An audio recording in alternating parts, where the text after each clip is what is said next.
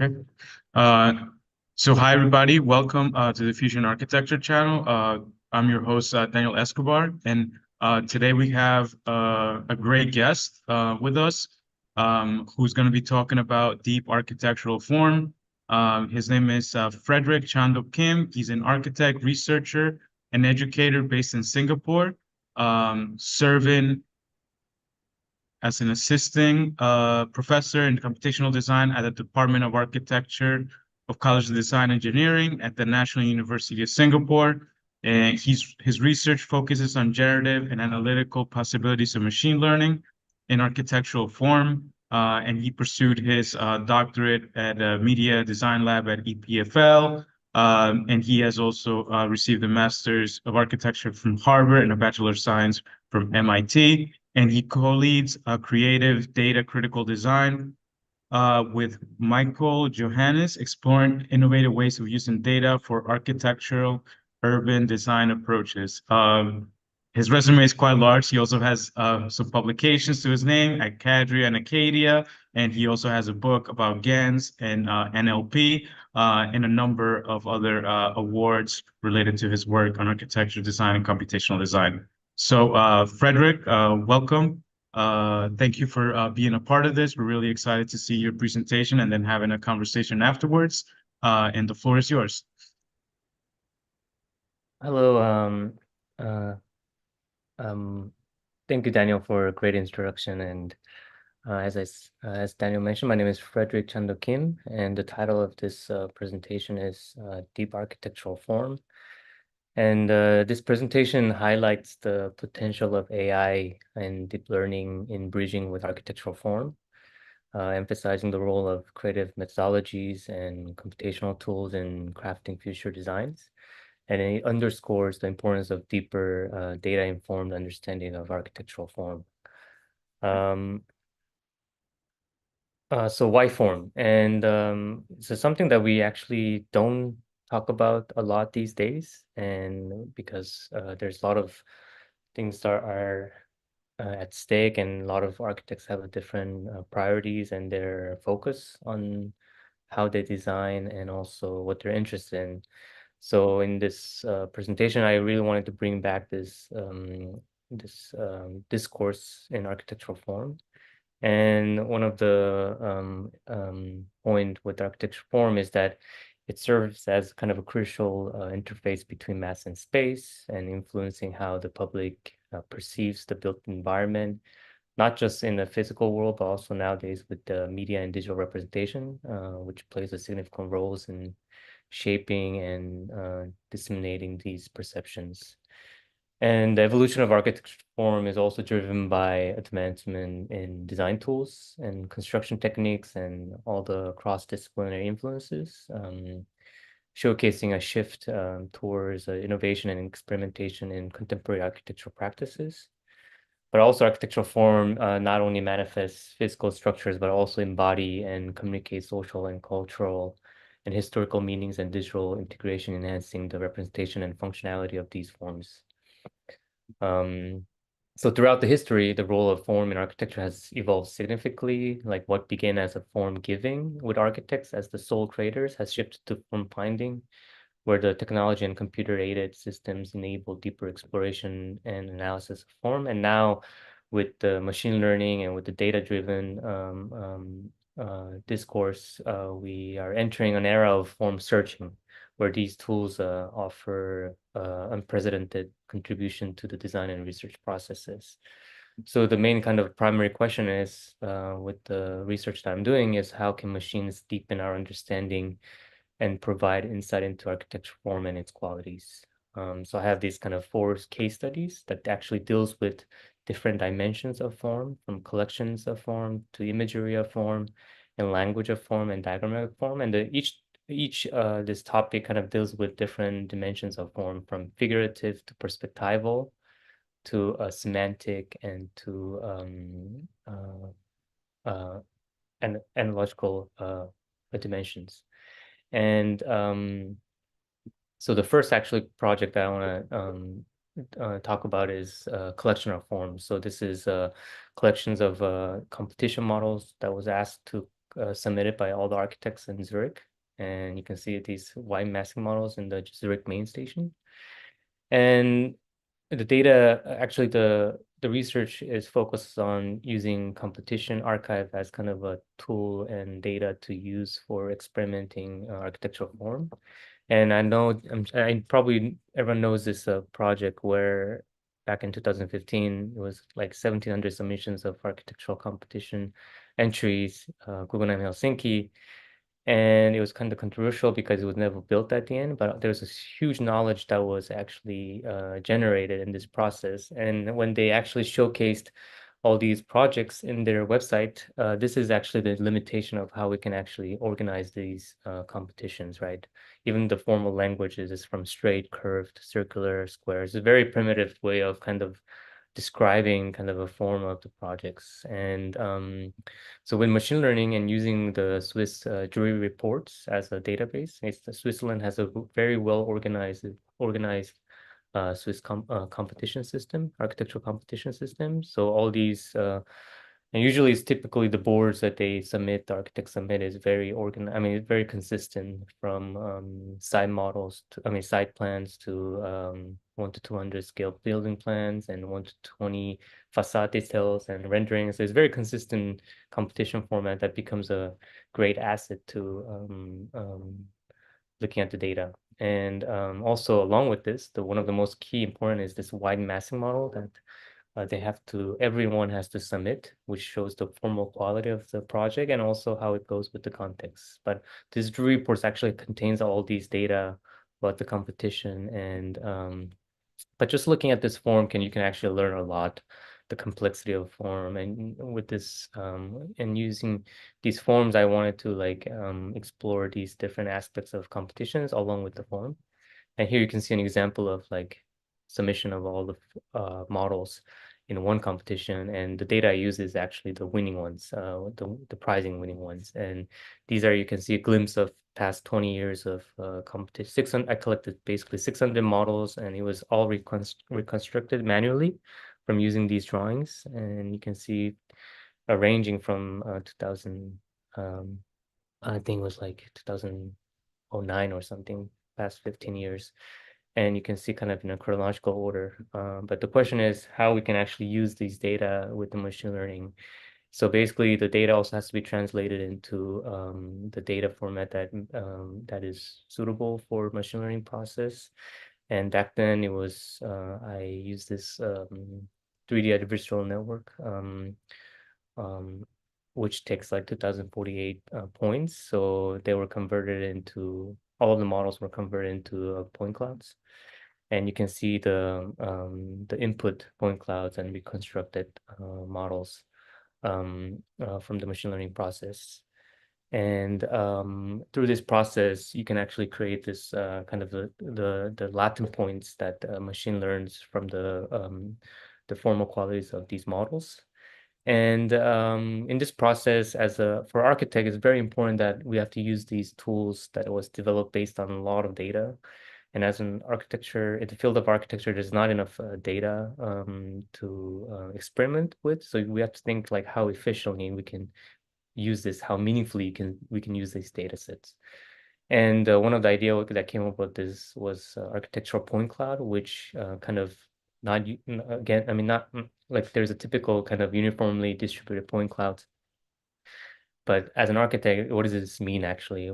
Can we have a dialogue with the machines on how we prep these point clouds, right? So the idea was that we created this kind of architectural point cloud with slices inspired by the G code, giving a horizontal slices of the building and then creating those intersections with the points. So what this gives is that you can see on the left, there is a uniformly point cloud reconstructed data. On the right, you can see reconstructed data of the architectural point cloud. So basically what it means that when there is when there is no points, it means that there is a horizontal plane. So that's kind of a intuition that as I had that to guide the machines to learn in a better way, hoping in a better way. So, and also what does it mean by changing the scale? Like, do we use the actual scale of the architecture or do we actually normalize this by one by one by one? Does the machine actually understand these differences and does it matter for the machine? So We also tested different types of point clouds, and then all these machine learned process of these 600 models we created this interface that we can actually it changed the whole idea of traditional kind of archive method of chronological order, just a list of the data of competitions, but now it becomes a spatial one where we use architecture forum as a means to navigate this archive. So here you can, and then it also goes over transcalar view, not just one competition. So you can look at all the competitions together. The project only focuses on the school competition, but because of the singularity of the building. And here you can see kind of the demonstration, what it allows with the machine learning process. You can actually visualize a different clustering algorithm. And also you can actually have all the existing data that actual archive has on the left. You can see the architects, the ranking, competitions, locations. And also you can see the kind of similarities. I mean, you can also choose a different competition entries, organizing different competition. You can also see the similarity between different forms. And you can also see formal affinities with different clusters of forms in this process. So it's really a dynamic one where you can actually navigate these the 3D space of this world of this architectural form. And you can also choose different point cloud results, like if it's a horizontal slicing or if it's a vertical slicing. So it actually, and then it can be keep feeding into a results of a new machine learning experiments because it's just inputting in the Latin points. And here you can, and then there's also capability to actually generate more forms. So by choosing forms, you can actually interpolate in between the entries. So you can actually generate more forms based on these winning forms. You can actually mix different forms, so not just one or two. I mean, not just two. You can actually endlessly kind of add on to it. And so this is actually like an ongoing project where now we're also trying to use the text of the jury report. So what does it mean by actually description, using the description of this competition and then engaging with architectural form? So we can also have a dialogue with this interface on like asking what are the qualities of these form, and then also eventually using these texts to actually generate form. So like, because also these texts are very consistent, so we can this consistency in this architectural competition really helps in machine learning process. So this is looking at actual the figurative aspects of forms, and the next one actually talks about the images form. So these, because the images is a source of inspiration for architects, it's always been something that we use as a source of design, and then here you can see some examples of architects' images that they're inspired for. So this was using back in the day GAN. So we collected basically images of Swiss mountain huts along the Alps in Switzerland. And this was scraped off from the internet, about 6,000 images of 150 Swiss alpine huts. And this was cleaned up and also curated in a data set that matters for also the human subjects to explore this. So like basically the idea was how we can actually find a Swissness in this image. How can machines can understand Swissness? And so it was a constant dialogue between human and machine. And in this process, you can see kind of a framework of it, from the training to generating and looking at the interpolation to find more images in between. And here you can see a glimpse of results that also students generated of the Swiss alpine huts. And from this, what is most important thing is like, how can we actually translate this 2D images into 3D? And this is always a question for architects.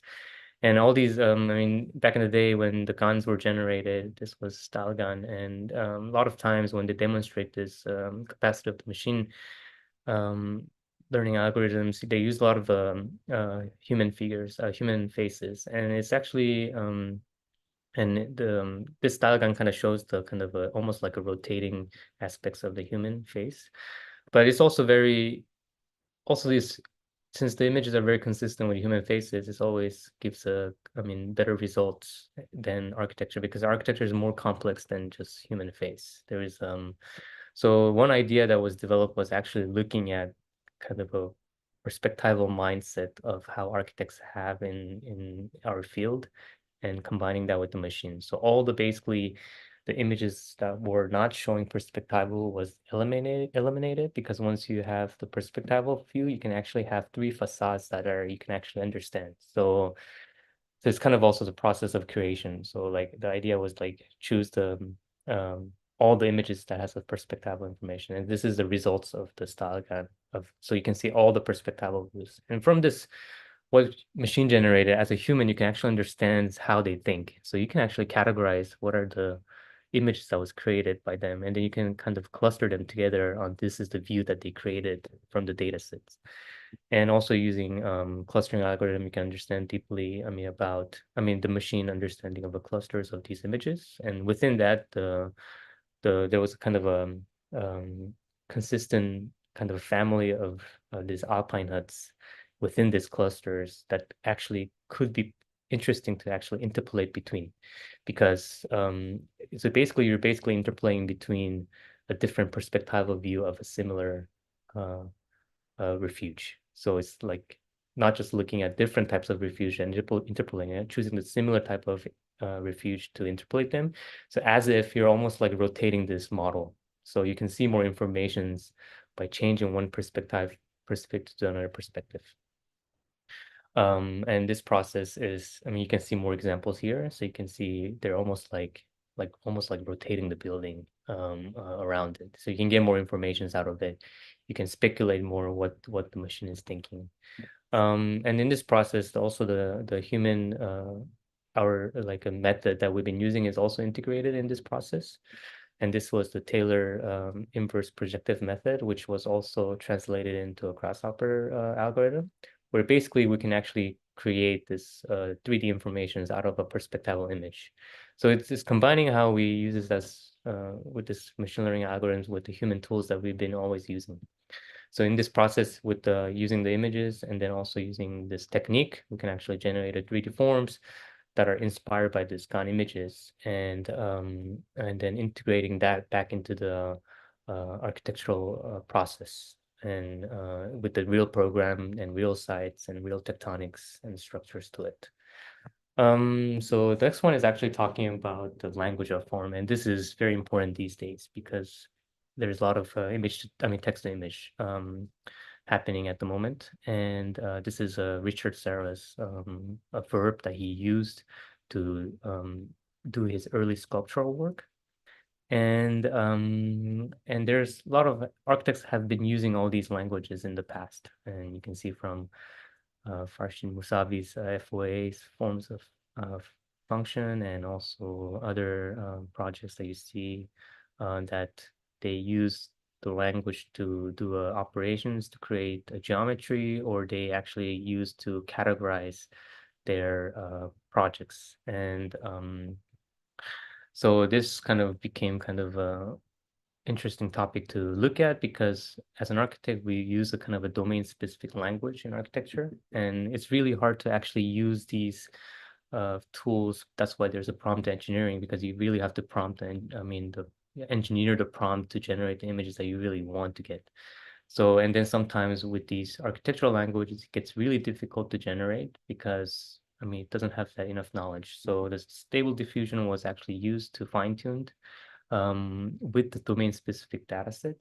And here we used Francois Blanchek's 1001 images of sketches that he drew consistently with hand, and then this was used as a data set. So all these images were actually tagged with 5 different categorizations, from entity to shape to direction to operation to effect. So it actually describes this image with 5 different categories, and also they were labeled, and there were 1001 images. So I think it was 5,005 words that was tagged with each image. And this was a prompt that was used to generate those. And here you can see all the images with the 5 different words that was tagged with each one. And this process was very complex because it has to be done by one person, which was me. And also like after a few days, you kind of forget what you tagged. So it was really like going back and forth and then make sure that you're consistent in what you're describing and all that. So here you can see kind of a glimpse of the image that was generated, which is very similar with Francois Blanch's sketches, but they're all new. And here it's also important that how we can actually understand this data set. So this tool of a core diagram was used to understand how words were more connected with these words and less connected with other words. And this kind of shows a glimpse of like some of the images were kind of better performed to match the original images that was used as an input because they're more consistent.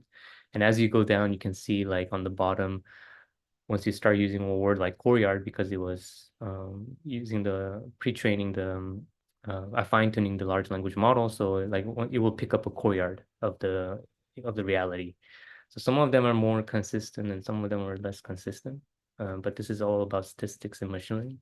And here you can see some results. Some of them are more diverse and some of them are less diverse. And this has to do with, I believe that it was the consistency of, and I mean the statistical usage of these words with each images.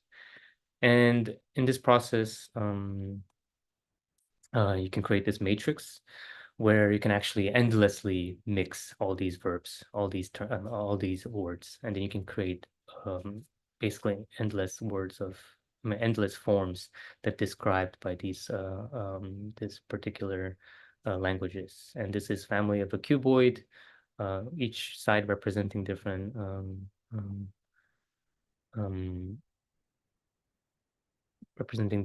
categories. And here you can see kind of that in the middle kind of shows the mixture of these words, and it can be endless in terms of number of a matrix. And here you can see some zoom ins that actually shows the results of mixing these vocabularies. So the next one is actually talking about the diagram of form and as a discourse of flow. And it also looks at that of flow in architecture, which is very much tied in a relationship between diagrams and architecture. So flow and bubble diagrams kind of manifest like biological analogy with circulatory system and organs and how they have become the basis of rational approach in architectural design. And the rationalization of this architecture into flow plan diagrams allows for a kind of clear objective to be taken in the design process and become the image of the modern organism. And also on the other side, the computational geometry allows for the extension of the concept of flows into architectural language, manifested in the continuous expression of malleable surfaces, enabling a new way of organizing flows through architecture. So the flow becomes basically the formal expression that can be materialized and experienced. So these developments contrast the two distinct architectural flows. Like the first one is the flows as a rational and scientific means, and second as a formal expression. Kind of UN Studios or Mobius House actually kind of acknowledges these dual natures of flows and incorporating them into the design process. So the tool that we created is actually this kind of a flow diagram, a Sankey flow diagram, which is a parametrically driven that actually talks about the processes in, let's say, it's for certain, let's say, manufacturing processes or a craftsmanship or something that has to do with the flows that is related with architecture. And these flows can be actually like transformed into 3D into a building. And this becomes kind of the basis of this experimentation. So the flows basically was modeled in volumes. So basically this represents kind of each one represents the artisanship in Kyoto of how things are flowing inside the building, whether it's energy or the materials or the human. This actually represents diverse characters within the building. And this 16 models became as a basis of experimentations for machine learning. So we look at both formal quality of these diagram and also the topological reading of these flows. So those two were combined together. And since we only have 60 models, each node of the processes was dissected, and then we collected these at the end. I forgot, like it was like 300 models at the end that was used for machine learning, and we used the trained network to understand where these models are positioned in terms of into Latin space. And we basically came up with this kind of a 9 kind of clusters of different types of a formal nodes.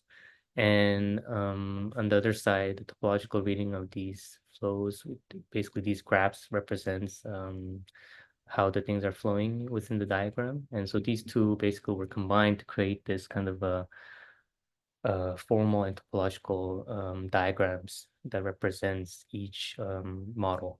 And so in this process, this one particular one is represented here, the different formal clusters of nodes, and also the graph of this flow.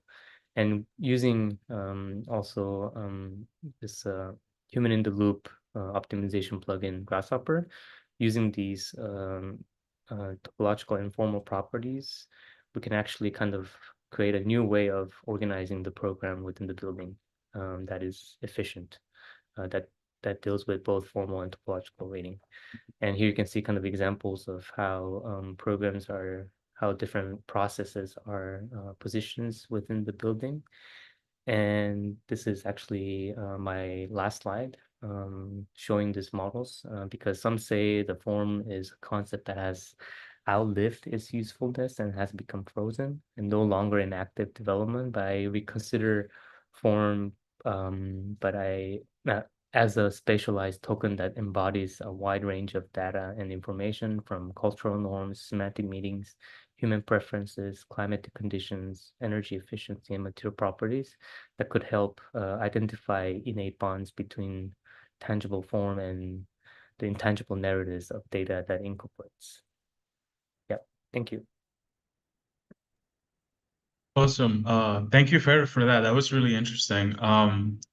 It seems like the interplay between finding like a way to represent architectural form, right, in a way that can be ingested by a machine. It's like a constant preoccupation of like using these computational or machine learning algorithms. So that was really interesting. I haven't seen somebody like develop kind of like the systematic approach to using form in that way. Um, so let's dive a little bit back and talk about like your background, how you got to where you are here. Um, you went to school in the States. How has that shaped or has that had any sort of implication in the way that you see computational design? Um, my education, I mean, my background was at MIT for my undergrad, and then I went to Harvard GSD for my grad. Also at the MIT back then, it was actually transitioning from kind of hard to say a new era in, I mean, every schools go through these moments of transition of the pedagogy and what they're interested in.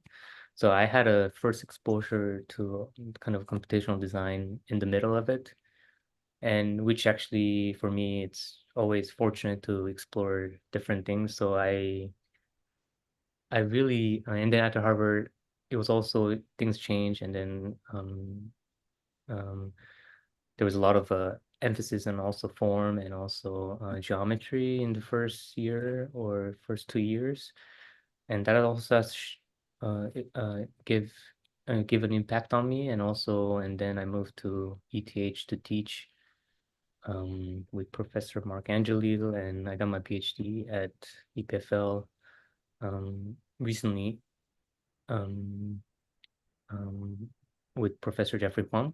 So I actually, I mean, at ETH, we were using like people were making, I mean, it was not computational, but it was, Mhm. there was a tools that we use like Rhino, but so I have an exposure to almost, I feel like everything in terms of, so for me, this is, I would say I'm quite flexible to engage variety of topic, which I think makes me kind of versatile in kind of topics that I can engage with, and might not be like focusing too much on computational design, but there's always kind of a historical precedence that you bring in, like a theoretical understanding or other topics that are related with in architecture that could be combined with also computational design.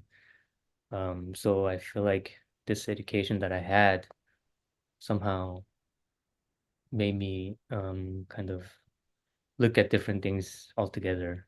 I think that might be a little bit different than focusing more on computational design or not at all. So I think that could be my strength in a way. Yeah. And how do you, I guess, like making like your own tools to explore like these technologies? Um, do you see that as like a helpful way of understanding maybe like because you do have like a lot of explorations and extracting, let's say, from data sets like the competition data sets or like the Swiss Alp houses. Um, by using these tools to extract information from that, do you see that as a way to influence like architectural design or your own personal understanding of like architecture and things like that? So I learned a lot from doing my PhD and teaching at EPFL in our lab, a media and design laboratory, because every studio we created a framework, which actually is not always the same. In every single studio was what we did was very different. I mean, there was some series of similar studios, but creating a framework in the studio in a dynamic way between different studio was I think it's a strength in was a strength for me to also engage in working with the team members to develop these tools because each framework required certain types of tools that we need to use. So I think this is different than maybe the other studios where they kind of have a similar framework every time when they design. So I think also with computational design, things are changing so rapidly that we also have to adapt to also develop new tools. I mean, it's not developing on new tools. As an architect, we always develop the tools in a different way. So we're not developing a machine learning algorithm or we're not developing Grasshopper. We're developing the things that we can use in Grasshopper and also things that we can use from the machine learning algorithm, combining different models. Like that's where the creativity happens in computational design architecture, I think. And how do you see, I guess, like being able to gather this knowledge or being able to combine the algorithms? Was it like kind of like your own personal interest in exploring like different machine learning algorithms and combining them in interesting ways? Or did you have some sort of, I guess, what you say, for like a framework, but for some of the papers that you wrote, it was kind of like this exploration of like, how can we encode data and then use an AI algorithm to generate or transform the data in some way? So how did you come to, I guess, that understanding of combining these algorithms? Yeah, so I think objective was always the key thing. Like I wanted to achieve this. I wanted the I wanted to generate images that actually I can generate with this formal vocabularies. That's the first kind of inspiration, like, Mhm. or like, um, how can we use the flows to do a program? I mean, that was kind of a like, and then you try to find what is possible. So there was kind of imaginations or kind of speculations that you want to achieve, and then try to find what is possible. What are the right algorithm? What are the things that needed? Like, and then you start to find the data set that matters, and then that's why we ran into also like this Francois Blanchard's images of form, and so I feel like it was always kind of a why and how could it be possible is always kind of a combination that goes together. Why is like what do you want, and then how is basically what are the models that we need to use, and yeah, in that way, yeah. And I guess like does your fascination with like being able to develop architectural forms, does that come from like, I guess, your previous Yeah. background, which is kind of like it's a more in-depth architectural traditional what's it called, like studies versus just computational design? Yeah, that was really influenced like first 2 years at the GSD, um, because they're kind of I mean, they're great people that who deal with this topic. Preston Scott Quinn and Cameron Wu, Jeffrey Bouchard. There was people that who looked at this topic quite intensively that influenced me a lot actually, and that never fade away even in Switzerland in the practice. This wide massing model, even though people may not think that they're looking at the forms, but they always constantly, I mean, in the back they are looking at the form because they look at the how it looks with the context. So that also kind of influenced me in Zurich. And also like the orientation that I was focusing in EPFL was also looking at form and data. So there was a lot of kind of continuation of somehow not in a like purposefully, like it's just somehow that I somehow went through, and then there was always a form related topic. And I still, yeah, pursue. It's just that now we're entering into this kind of data-driven design where form no longer becomes just aesthetics, and yeah, it can be more than. That's why the notion of this deep architectural form is quite important, looking at the deep structure of the form, and that's how the title was made. Yeah. And so maybe talk a little bit about data-driven design, and how do you see that, since you have the um, practice with your partner, right? How do you see data-driven design? Like, what is the approach to data-driven design, and how do you see it impacting, I guess, architectural design? So data-driven design is basically looking at data, meaning there is going to be a statistical reading to it. That is very important. And we're also generating new things from this data. So that means how we're going to design in the future after we generate this data is going to be also a question, right? Like how do we create new data? So for me, this is always kind of I don't know if it's a feedback loop or anything, but what I know is that using the knowledge of what architects produced in the past with the data-driven design, you can actually understand it holistically or transcale in a transcalar way, which we couldn't have happened. We would have looked at a book of school buildings, or we would look at book of competition book, and people look at few of them and then they get inspired. And that's how we usually design. We look at precedents. We look at ArcDaily. We look at things that inspire us. But now with this data-driven design, we can actually navigate this in a totally different way by using a text to generate new images because they also learn the data. We are opening up a new way of looking at all these knowledge through the data-driven design, which is not so much different than what we have done in the past, but it's just that it's in a different scale. So I think and it could be understood as the same thing. But the question of like, what does it mean in the future? For me, maybe this is something that we all need to think about. Like, where's the new stuff? What is the new stuff? Like, and what can we do to create new knowledge would be a question.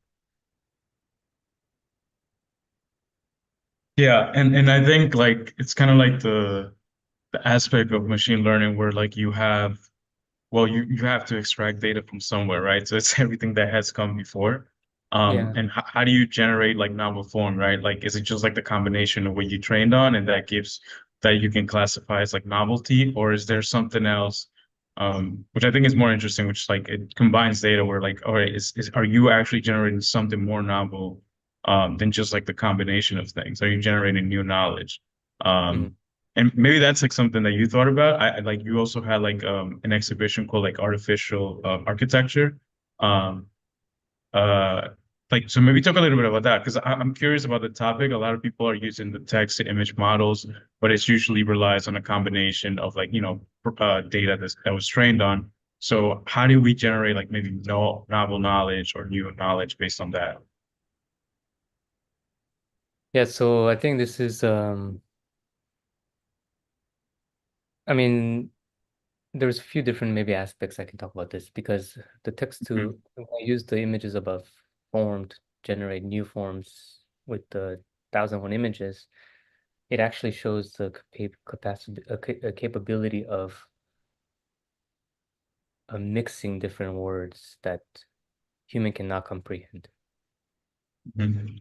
Like I have no idea what if you combine these four words means. Maybe I have a vague idea, but I cannot generate like machine like I cannot generate like these sketches that Francois Blanchet imagines, but I can do it with my help with this a machine that I created, fine-tuned, that became my language, my vocabulary of formal aesthetics, that became a tool that I can use to generate something that I couldn't imagine before. So that's one. Back in the gun, when we used the gun with this project, it was all about glitches. How you translate these glitches into something that has never been built before, or like how these glitches that shows the Swissness but can be interpreted in a different way to create a new architectural elements.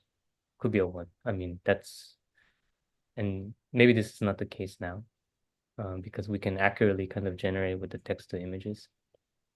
But also text to images allows for imagination that we couldn't do.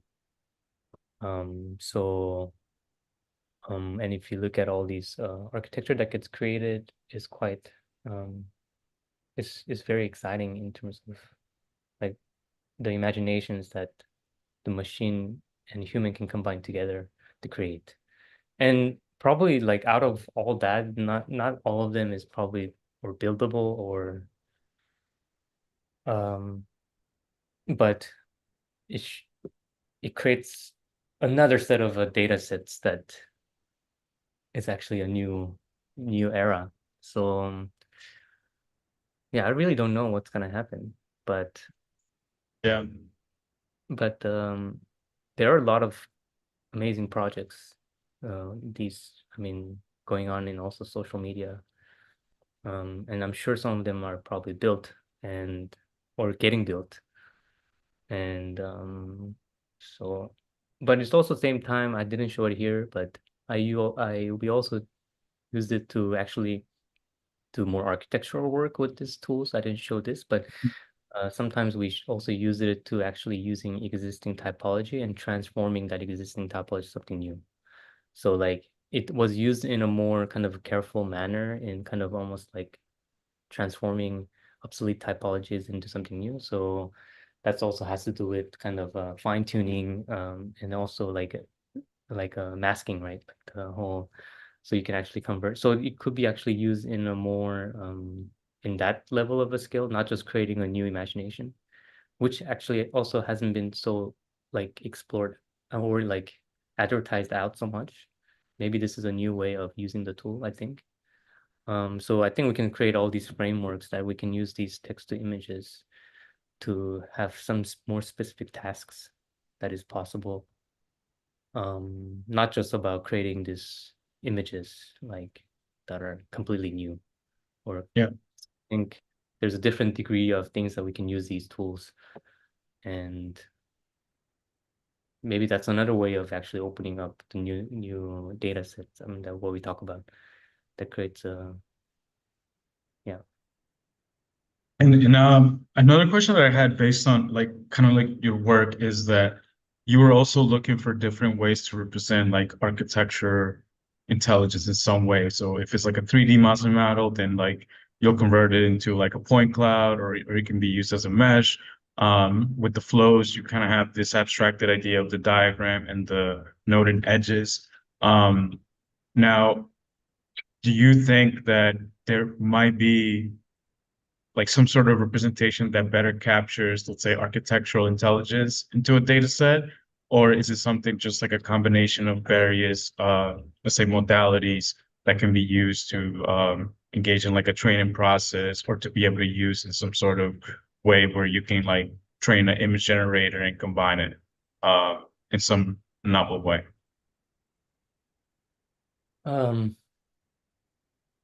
I think the machine learning actually opens up a new way of using data. Mhm. So I think this is almost like I say it I'd use this word kind of a dimensional transformation, meaning it's also kind of with the related with the multi-model idea these days of transforming from something to something else. So I think machine learning allows to create a new domain and data format that can be used to understand architecture. And I think definitely, but the flow has been always been there, like this bubble diagram. So it's always there from the back in the day. But it's just that there's, and then also the shape grammar, and it's just that with the machine learning, we can have a different way of learning graphs. And so it really, I feel like, and then also machine learning also takes the most basic data format. It's almost like comparing with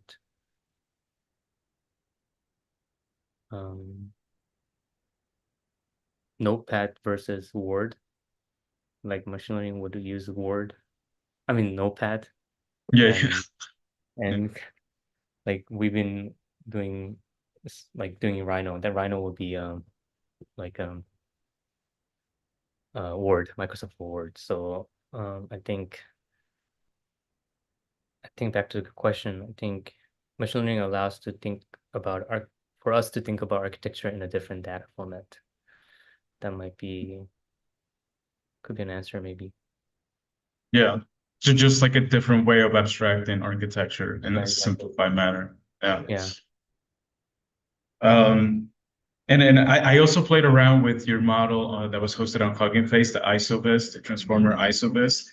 Oh yeah, that's through a partner actually. Yeah, that's yeah, that was really interesting. Can you maybe talk a little about that? You didn't show it in the presentation, but I thought it was kind of interesting to train a transformer model to generate like kind of like a sequence of space. Yeah, I think the person that I wanted to suggest was actually my partner for the next one. Okay, gotcha. I don't have so much. I mean, I can basically just tell him, like, tell about this project. Is basically he uses ISOVIS to understand plans and architecture. So he has a whole series of research that he did using ISOVIS. Yeah. And that was the kind of I think towards the end of his research where he can actually generate walkthrough and then generate a plan. And his name is Mikhael Johanes, and he also has a lot of experience with using machine learning in architecture. So I think it will be very interesting because he very much like focused on space. Yeah. And that's also very hard in the machine learning because like with plan, it's also I mean there's ongoing research with that, but he has a very unique way of looking at plans through ISOVIS. So yeah. Yeah, I thought it was like an interesting way to approach space, right? Or to like encode space in some way that allows you to understand a floor plan. Okay, so I guess we're coming up to the hour. And I guess like the last or like last few questions is like, where do you see this going for yourself? Like what excites you the most right now and kind of like the AI and architectural landscape? And what do you see yourself most excited about at this moment?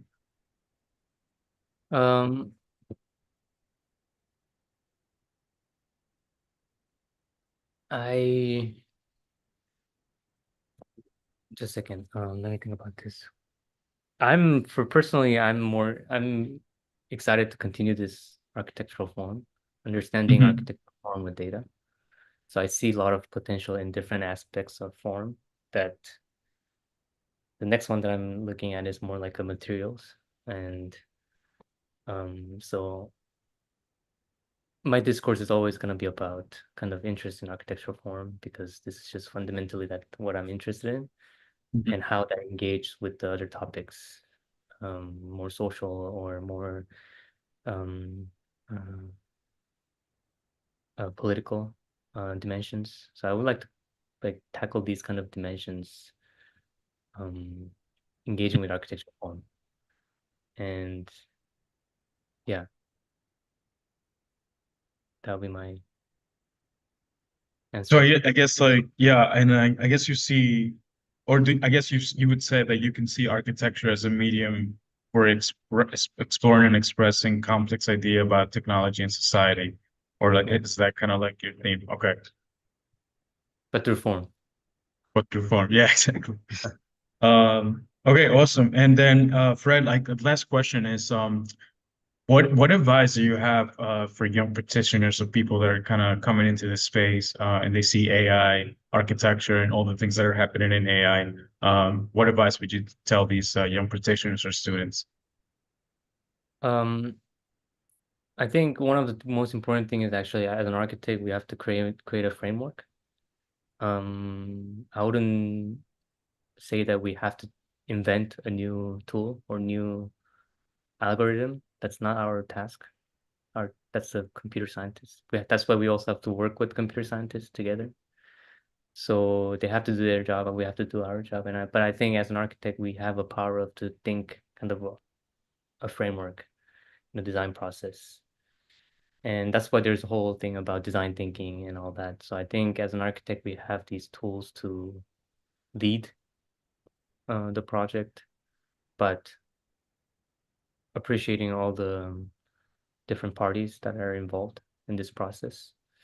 But I do believe that as a designer, we have a power to bring things together and think about things that other discipline might not think about because we are exposed to a lot of different aspects through architecture. And that might be one thing that I would recommend. Also, not just also combining different parts in architectural design processes, not just looking at computational design, but also looking at historical data and theoretical understanding. What are the tools that we've used that can be actually combined with machine learning? So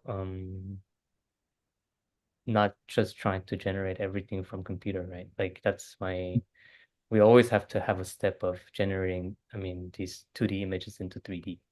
There's that moment that but you can, some people might do everything in 3D, but there's always going to be a moment where it's not going to be a clean 3D. So you always have to think about how to optimize that. So there's going to be always a part the portion that is going to be computational and the portion that is going to be human. Mhm. It's just that gap might be different for everyone. So human machine collaboration is very important. Yeah. I think that might be my last words. Yeah, awesome. All right. So we'll close it up here. It's an hour. Thank you so much, Frederick. Really interesting work. I think you are kind of showcasing just an interesting way of combining AI and architecture for form. It's a very interesting topic. I think a lot of people are interested in like how can we use AI to generate form and things like that, and like or bring that aspect into like 3D space generation. So I think you provide like a pretty interesting clue of how to go about that and how to use machine learning to essentially study architectural data in a way that can be useful. So thank you very much for being a part of this. Really enjoy the presentation and the conversation, and I look forward to seeing more of your work. And yeah, and I guess we can talk about later about your partner, and then we can see if we Yeah, can have yeah, one. yeah, yeah. That'd be cool. Thank you for inviting me, and I'm super happy to give a talk in this platform, which is very famous. And I hope it continues, and I will follow. Um, yeah, thank you. Awesome. Thank you, All Daniel. right. Thank you, Fred. Have a good one. Enjoy the rest of your day.